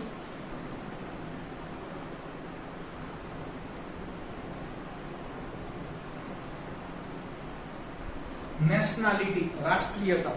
હવે વિદ્યાર્થી મિત્રો તમને વોટર આઈડી પણ મળી જ ગઈ છે, જ્યારે એપ્લિકેશન કરતા હશો ત્યાં 18 વર્ષ તો થઈ જ ગયા છે, એટલે અહીંયા બધા ભારતીય લખવાનું છે, ઇન્ડિયન કમ્પલસરી. ચાલો પછી તો વિદ્યાર્થી મિત્રો ઓરિજિનલ જ્યારે વાસ્તવિક રીતે આપણે છે એપ્લિકેશન લખતા હોય છે ત્યારે રિલિજિયન અને કાસ્ટ અંદર લખવું પડે છે. ભારતમાં હજી કાસ્ટ સિસ્ટમ ક્યાંક ને ક્યાંક છે. ઓકે, તો ત્યારને અનુલક્ષીને હું અહીંયા તમને લખાવી દઉં છું. ઓકે,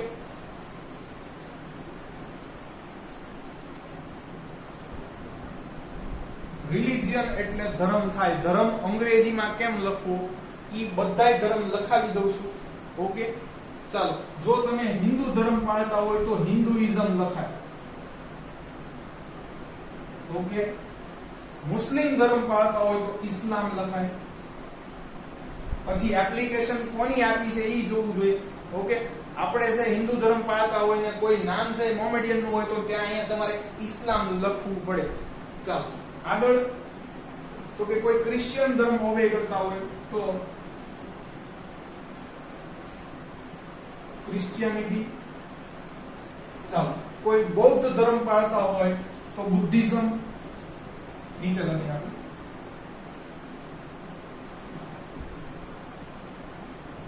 કોઈ જૈન ધર્મ પાળતા હોય તો જૈનિઝમ.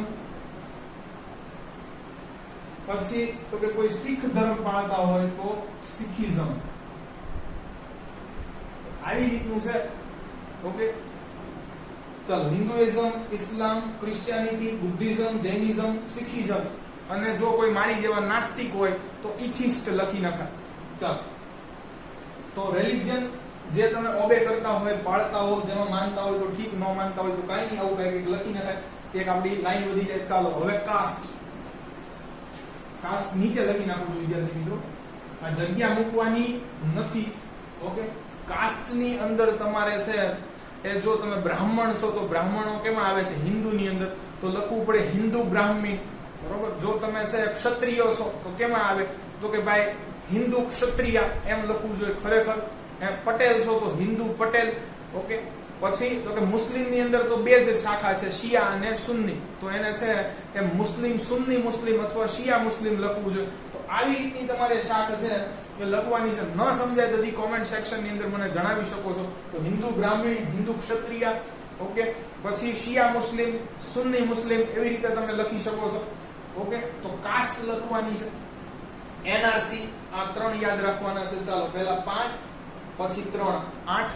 આ બધું વચ્ચે સ્પેસ છોડવાની નથી, આ સમજાવવા માટે અહીંયા મેં છોડી છે. અહીંયા જો તમે છે ભાઈ બરોબર છે ક્ષત્રિય છો તો આવી રીતે પણ લખી શકો, હિન્દુ ડેશ કરીને રાજપૂત.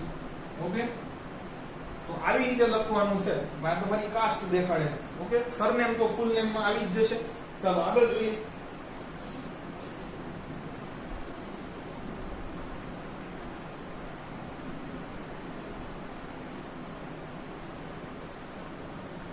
તો 8 વસ્તુ થઈ છે. હજી આગળ જોતા જઈએ.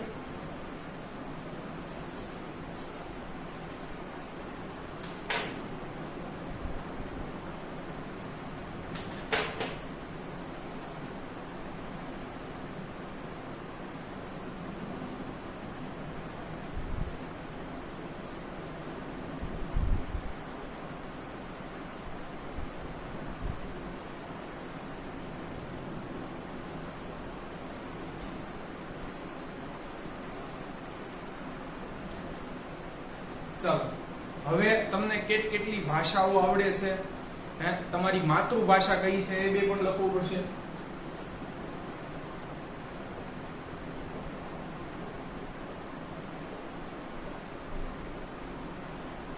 Language is known. Language is નો સ્પેલિંગ ખાસ આ રીતે લખવાનો છે. 3 ભાષા તમને આવડતી જોવી જોઈએ. ચાલો લખી દઉં છું. ઇંગ્લિશ, ચાલો પછી હિન્દી અને તમારી કોઈ સ્થાનિક ભાષા છે.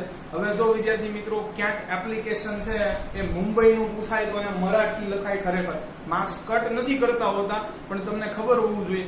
ઓકે, તો આ વસ્તુની પણ ધ્યાન રાખવાની છે. તમે કંઈક તામિલનાડુનું કંઈક એડ્રેસ આપી દીધું હોય કે ભાઈ અહીંયા અરજી કરો, તો તમારે અંદર તામિલ લખવી પડે. તો આ વસ્તુ તમારે થોડુંક તમારું સેન્સ ઓફ હ્યુમર કેવું છે, તમારું છે એ સેન્સ ઓફ માઇન્ડ કેવું રિએક્ટ કરે છે, એની ઉપર તમને ખબર પડશે. ઓકે, તો અહીંયા પાછું તમે તમિલની અંદર ક્યાંક એપ્લિકેશન લખવાની, અહીંયા ગુજરાતી લખો તો એનો કોઈ મીનિંગ નથી. એટલે કોઈ લોકલ લેંગ્વેજ લખી નાખવાની. Local language, full stop. હવે લોકલ લેંગ્વેજ આપણે ગુજરાતના છે તો આપણી ગુજરાતી આવે. ચાલો મધર ટંગ, માતૃભાષા.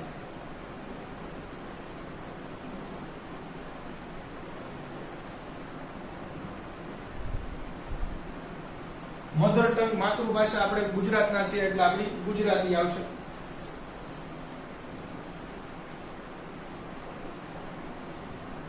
ઓકે, તો આ થયા બીજા 2 10. ચાલો આગળ જોઈએ. તો આગળ લખવાનું છે હોબીઝ.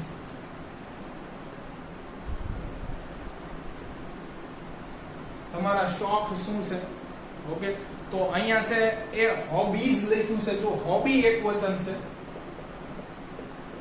તો ઘણા એક જ હોબી લખે, પ્લેઇંગ ક્રિકેટ. પણ અહીંયા જો બહુવચન લખ્યું છે ભાઈ, એટલે એક કરતા વધુ છે હોબી લખવી જોઈએ તમારે. તો હું તમને ઘણી બધી હોબી છે અહીંયા લખાવી દઉં છું. તમારે છે એ જે લખવી હોય એ એમાંથી લખી શકો. મોર ધેન 1 લખવાની, અને 2 થી વધારે નથી લખવાની, કારણ કે નહીતર પછી છે લાઈન નીચે આવી જશે. ઓકે, તો એક તો આપણું અહીંયા રાષ્ટ્રીય ધર્મ છે જે પ્લેઇંગ ક્રિકેટ, આ તો બધાએ લખ્યું જ છે. ઓકે, પછી તમને છે જો મોબાઈલ ઘુમેડવાનો છે શોખ હશે, ઓકે, તો નેટ સર્ફિંગ લખાય.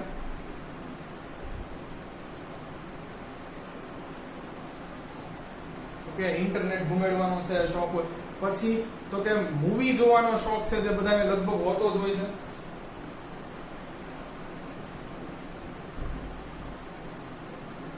ચાલો વોચિંગ મૂવીઝ. મારી જેવો હોય તો હોલીવુડ મૂવીઝ લખે, તમારી જેવો હોય તો સાઉથ મૂવીઝ લખજો. ઓકે, તો વોચિંગ મૂવીઝ. પછી છે બરોબર, કોઈને ગાયનનો શોખ હોય, કોઈને વગાડવાનો શોખ હોય.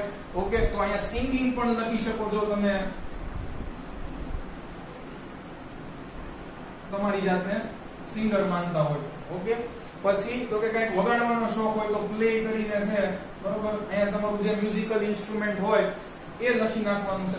તો આવા ઘણા બધા. કુકિંગ છે બહેનો માટે ખાસ. હવે તો કોઈને રાંધવું ગમતું નથી, પણ તોય તો આવી કંઈક હોબી 2 જ લખવાની છે, વધારે ઠપકારવી નહીં. ઓકે, આવી ઘણી બધી લિસ્ટ કરી શકીએ, પણ એક કરીને બેઠી જતા નહીં, કારણ કે હોબીઝ લખ્યું છે.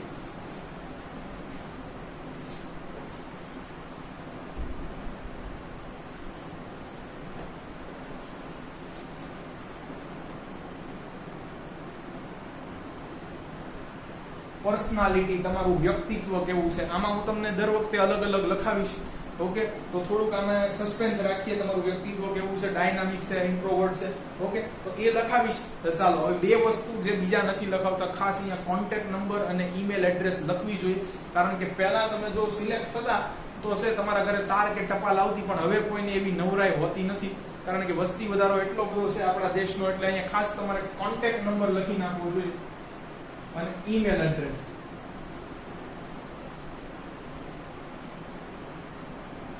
હવે ઈમેલ એડ્રેસ કેમ લખવું, કોન્ટેક્ટ નંબર છે એ તો લખતા ફાવે કે +91 કરી. ઓકે, આમ લખવાનું છે 8153017282. ઓકે, તો છે આ ઈ અને ઈમેલ એડ્રેસ તમારે તમારી લખી નાખવાની છે. જોવું હોય તો જોઈ લેજો વિદ્યાર્થી મિત્રો. 14 વસ્તુ મેં તમને છે એ લખાવી છે અહીંયા. ચાલો હવે વિદ્યાર્થી મિત્રો છે એ આવે છે પર્સનલ બાયોડેટા પૂરો થઈ જાય છે, અને લગભગ તમારું અડધું પેજ તો આ જ લઈ લેશે. હવે આપણે લખવાનું છે એજ્યુકેશન ક્વોલિફિકેશન, જેની માટે આપણે ઓલી બધી ડિગ્રીઓ છે એ જોઈ હતી એ. તો અહીંયા બી કરી નાખું છું.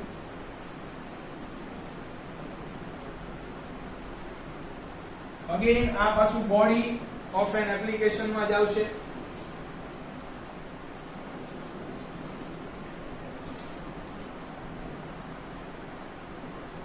ચાલો અહીંયા વિદ્યાર્થી મિત્રો મોટા ભાગના સ્ટુડન્ટ્સ એક છે સરસ મજાનું ટેબલ ડ્રો કરતા હોય છે, તો એમ પણ કરી શકો અથવા 4 વાક્ય લખવાના થશે, નહીં તો 4 કે 5. તો એની તૈયારી રાખજો. સેમ ફોર્મામાં લખતા શીખવાડી દઈશ. તો તમને છે આવતી વખતે 2 ઓપ્શન આપીશ. ઘણાને ટેબલ ડ્રો કરીને એના અક્ષર વ્યવસ્થિત ન હોય, ઘણીવાર શું છે ટેબલ દોરીને અંદર છે ગીચો ગીચ છે નજીક માહિતી લખવામાં ચેક થાય. આઈધર છે પ્રેઝન્ટેશન ખરાબ થઈ જાય તો તમે વાક્યો પણ લખી શકો તો છો. અત્યારે હું તમને ટેબલ થી શીખવાડી દઉં છું. તો અહીંયા તમારે લખવું પડશે સિરિયલ નંબર, બરોબર? આમ 1 2 3 4 જે તમે ડિગ્રી છે ક્રમશઃ પાસ આઉટ કરતા ગયા હોય એ લખવાનું હોય. ઓકે, ચાલો હવે બીજા નંબરે છે અહીંયા તમારે એક સૂત્ર યાદ રાખવાનું છે, બરોબર? દેવું, બરોબર? કોઈ બંગાળીનું નામ હોય એવું લાગે, પણ અત્યારે છે આમાંથી આપણી ઘણી પ્રોબ્લેમ સોલ્વ થઈ જશે. ઓકે, ચાલો પહેલું છે આ. હવે અહીંયા આવશે એક્ઝામ્સ. તમે કઈ એક્ઝામ પાસ કરી છે, અથવા એક્ઝામ ન આવે, જો એસએસસી એચએસસી હોય તો એક્ઝામ આવે, પછી ડિગ્રીઓ મળે, બીકોમ ની ડિગ્રી મળે, બીએ ની ડિગ્રી મળે, પછી બીઈ ની ડિગ્રી મળે. તો એક્ઝામ અને ડિગ્રી આ બે લખવાનું છે. એક્ઝામ ઓબ્લિક ડિગ્રી લખવાનું છે. એટલે જો આ આવી ગયું બે તમારું. ઓકે, પછી છે બીજું બોર્ડ અને યુનિવર્સિટી. તો આપણે એક્ઝામ્પલ તરીકે લઈએ તો પહેલી તો આપણને ખબર છે કઈ એક્ઝામ આવે, એસએસસી. બીજી આવે એચએસસી. ઓકે, પછી આપણે લખી નાખીએ લાઈક એન એક્ઝામ્પલ બીકોમ. ચાલો, તો હવે શું આવશે? બોર્ડ અથવા university.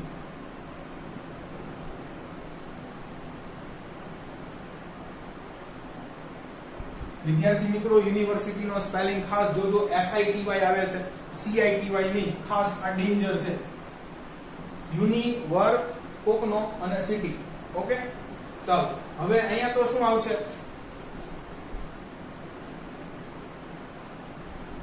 Gujarat state educational board.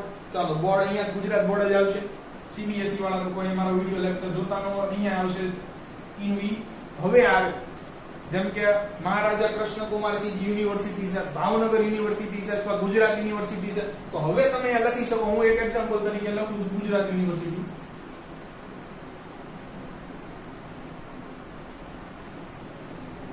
ચાલો, એટલે બોર્ડ અને આ બે બોર્ડ હતા, આ હતી યુનિવર્સિટી. ઓકે, તો આ થઈ ગયું. હવે તો કે અમુક જગ્યાએ ટકાવારી આવે જેને આપણે પર્સન્ટેજ કહીએ છીએ, તો અમુક જગ્યાએ ગ્રેડ આવે, તો આ પણ બે લખવું પડશે. ચાલો, 1 2 3 ચોથામાં આવશે પરસેન્ટેજ. સ્પેલિંગ ખાસ ધ્યાન રાખજો. પરસેન્ટેજ અથવા આવે ગ્રેડ, બરોબર? તો તમને ખબર છે કે ખાસ કોલેજની અંદર ટકાવારી નથી આવતી હોતી, અહીંયા ગ્રેડ આવતા હોય છે. ચાલો, તો અહીંયા તો ટકા લખી શકીએ ભાઈ 70%. ચાલો, અહીંયા 78%. અહીંયા હવે લખવું પડે તો મોટા ભાગે ફર્સ્ટ ક્લાસ લખાય, તમારે સ્પેલિંગમાં કઈ ભૂલ ન પડે. ડિસ્ટિંક્શન પણ આવે, પણ એ રિસ્ક ન લેવા અહીંયા. ઓકે, આ ગ્રેડ થઈ ગયો. ચાલો, ડિસ્ટિંક્શન પણ છે, ફર્સ્ટ ક્લાસ છે. ઓકે, ચાલો હવે યર ઓફ પાસિંગ.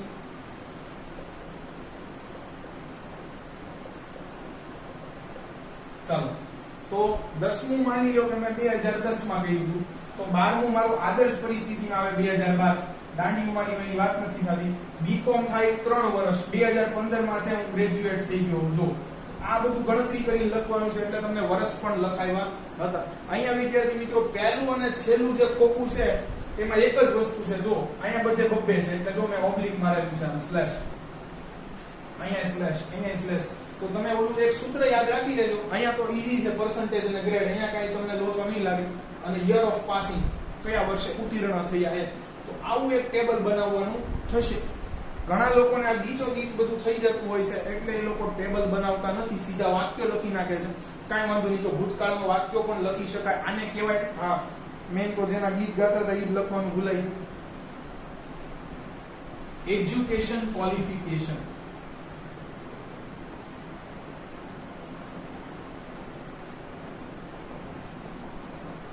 ખાસ સ્પેલિંગ પાકો કરી નાખો વિદ્યાર્થી મિત્રો. એપ્લિકેશન ની અંદર સ્પેલિંગ મિસ્ટેક હશે એ ચલાવી લેવાય નહીં, સ્વીકાર્ય નથી. બસ અહીંયા સુધી થોડુંક અઘરું હતું. હવે તો બધું ફટાફટ ચાલશે. મેં તમને કીધું તું બોડી ની અંદર 6 વસ્તુ આવે, આપણે 2 જોઈ લીધી.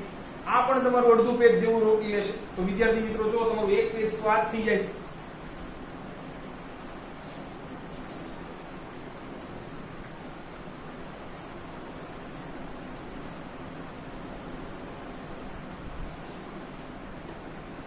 ચાલો હવે ફટાફટ ચાલશે. એક્સપિરિયન્સ કેટલો છે ભાઈ?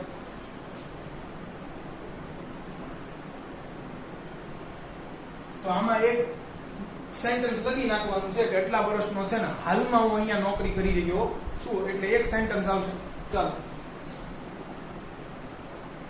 બી ભાઈ, તો શા માટે નોકરી બદલવી છે? તમે અહીંયા તો નોકરી કરો છો તો અહીંયા કેમ આવવું છે? તો એ પણ લખવું પડે.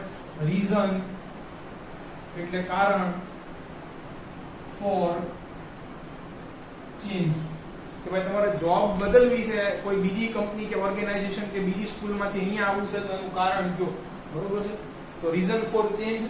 ઓકે, આમાં એક એક વાક્ય જ લખવાના છે બે ની અંદર, એટલે જો મેં કીધું તું ફટાફટ ચાલશે. ચાલો, 3 ઇડિયટ્સ નો જે ડાયલોગ કોઈ નથી પૂછતું અત્યારે, સેલરી કિતના લોગે ભૈયા, જે રાજુ રસ્તોગીને પૂછે છે, તો એક્સપેક્ટેડ સેલરી.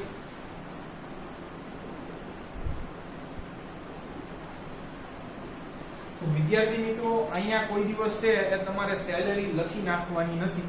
હું અહીંયા તમને 2 વાક્ય લખતા શીખવાડીશ. એવી જ એપ્લિકેશન આવી છે, એકમાં એક વાક્ય છે, એકમાં બીજા પ્રકારનું હોય છે.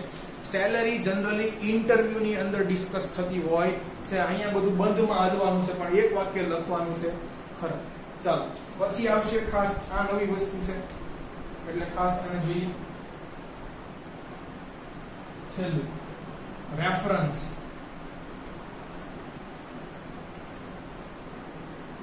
રેફરન્સ ના સ્પેલિંગ ની ઈ મહાનતા છે, બધે ઈ જ આવશે તો, એટલે અઘરો નથી. ખાસ જોઈ લેજો વિદ્યાર્થી મિત્રો. ચાલો, રેફરન્સ ની અંદર તમારે કોઈ બે પ્રતિષ્ઠિત વ્યક્તિ હોય એના નામ, એક અહીંયા લખાય નામ 1, અહીંયા લખાય નામ 2. એની નીચે અહીંયા સાઇન લઈ લેવાય.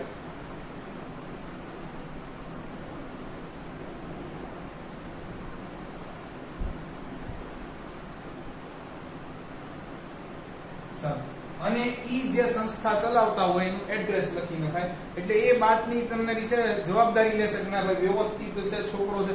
એવું નથી તમારે છે કાર્ય સાથે જે સંકળાયેલા હોય, કોઈ બીજા કોઈ વ્યક્તિ પ્રતિષ્ઠિત હોય, કોઈ ડોક્ટર નું લઈ આવો, કોઈ છે લોયર નું લઈ આવો, તો આવી કોઈ પ્રિન્સિપાલ નું તમે રેફરન્સમાં લખી શકો છો. એવું નથી, પણ બે વ્યક્તિ તમારી કઈક જવાબદારી લેતા હોય કે આની પર કોઈ ક્રિમિનલ કેસીસ કે એલિગેશન જેવા લાગેલા નથી, બહુ જવાબદાર વ્યક્તિ છે, એની જવાબદારી હું લઉં છું. ઓકે, એટલે આમાં કોઈ એવું કઈ ખાસ એવું કઈ વળગી પડે એવું નથી, પણ એ અને અહીંયા એ લોકોનું એડ્રેસ લખવાનું, ઘરના નહીં, ચા પાણી પીવા નથી જવાનું, એની જે સંસ્થા લઈને બેઠા હોય એના એડ્રેસ નીચે લખવાનું ઓફ ORG. ઈ લોકોની જે ઓર્ગેનાઇઝેશન હોય એની એડ્રેસ. એટલે આ તમારે જાતે કાયમ બનાવવા પડશે, આ કોઈ દી આપેલા હશે નહીં. ચાલો, એમની સંસ્થાઓના એડ્રેસ લ્યો. આ તમારું બોડી પૂરું થઈ જાય છે અહીંયા. ઓકે, એટલે અહીંયાથી હું નવડો પણ કાઢી લઈશ. હવે અંદર 6 વસ્તુ ભરવાની છે, આ પાકું કરી લેવાનું છે.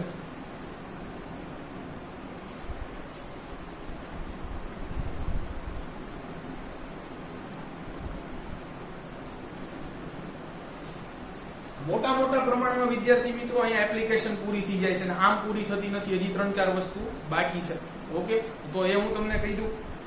હવે અહીંયા આપણે આવશે નંબર 10, જેને કહેવાય છે કન્ક્લુઝન. આને ગુજરાતીની અંદર કહેવાય સમાપન. આપણે જેમ કેમ અસ્તુ કહીએ ક્યારે સ્પીચ પૂરી કરતા હોય, તો નીચે 2-3 લીટી હારી લખવી પડે. આવું કન્ક્લુઝન ક્યાંય લખવાનું નથી. સીધી 1.5-2 લીટી જે લખવાની હોય, જેન્યુઅનલી ઈ કાયમ કોમન જ હોય છે, ગોખેલી જ લખવાની હોય છે. એ કહી દઉં તો અહીંયા લખવાનું શું હોય છે બેઝિકલી. ઓકે, તો if you get a job, જો તમને નોકરી મળશે, જે તમે આવેદન કીધું હતું, how you serve the organization. તો તમે એ સંસ્થાને કેવી રીતે સેવા આપશો, how you serve the organization, આવું લખવાનું છે. બરોબર, કે જો તમે મને નોકરી આપશો તો હું ગેરંટી આપું છું તમારી સંસ્થાને હું પાડી જ દઈશ. બરોબર છે, એવું કઈક બધું સારું સારું લખવાનું હોય છે ટૂંકમાં.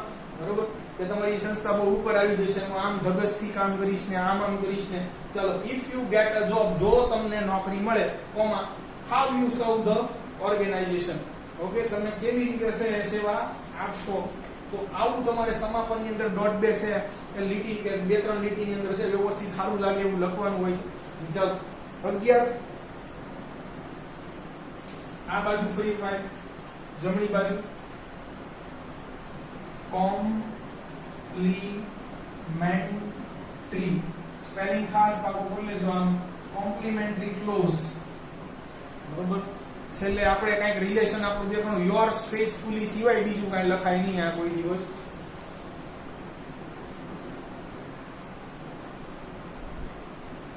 આપનો વિશ્વાસ. પછી અહીંયા સિગ્નેચર આવે છે વિદ્યાર્થી મિત્રો, ખાસ અહીંયા એપ્લિકેશન ની અંદર સિગ્નેચર આવે છે નીચે. કોની? તો કે જેના નામની તમે એપ્લિકેશન લખો છો, યાદ રાખવાનું. ઓકે, જેના લગ્ન હોય એના ગાણા ગવાય. અહીંયા પાછું નામ બધું કોક મેહુલ પ્રજાપતિની એપ્લિકેશન લખતા હોય, સહી પોતાની કરી નાખશે નહીં. હું લખું છું જો સિગ્નેચર ઓફ એપ્લિકન્ટ, જેને આ છે એ એપ્લિકેશન લખી છે એની અહીંયા તમારે સાઈન કરી નાખવાની. આવું લખવાનું નથી, સીધી સાઈન કરી નાખવાની છે. જો હું તમને કરીને બતાવું, આવી સીધી સાઈન કરી નાખવાની છે, યોર્સ ફેથફુલી. અને નીચે આખું કે શોર્ટ નામ લખાય. દાખલા તરીકે હું મારું લખી નાખું છું શોર્ટ માં ને.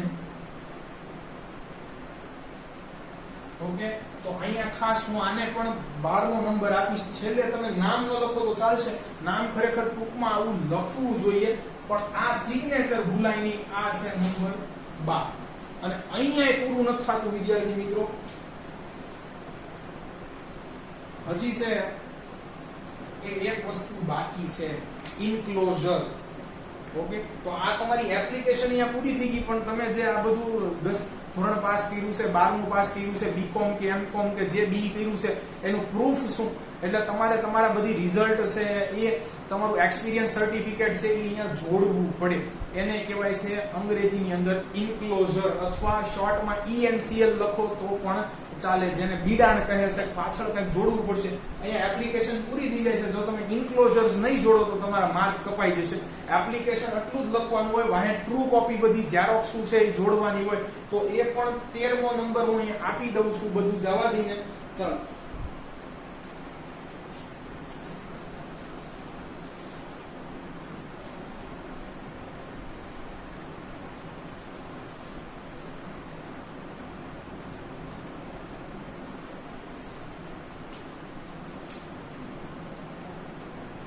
આખું નામ છે ઇન્ક્લોઝર્સ.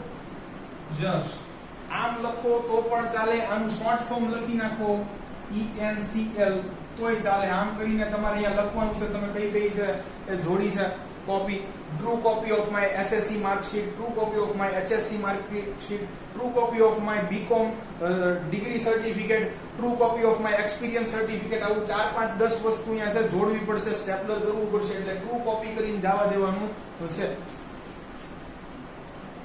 ટ્રુ કોપી ઓફ માય, આ જે માર્કશીટ હોય આવું લખતા જ જવાનું છે. એક્સપિરિયન્સ સર્ટિફિકેટ હોય તો નીચે લખતા જવાનું છે.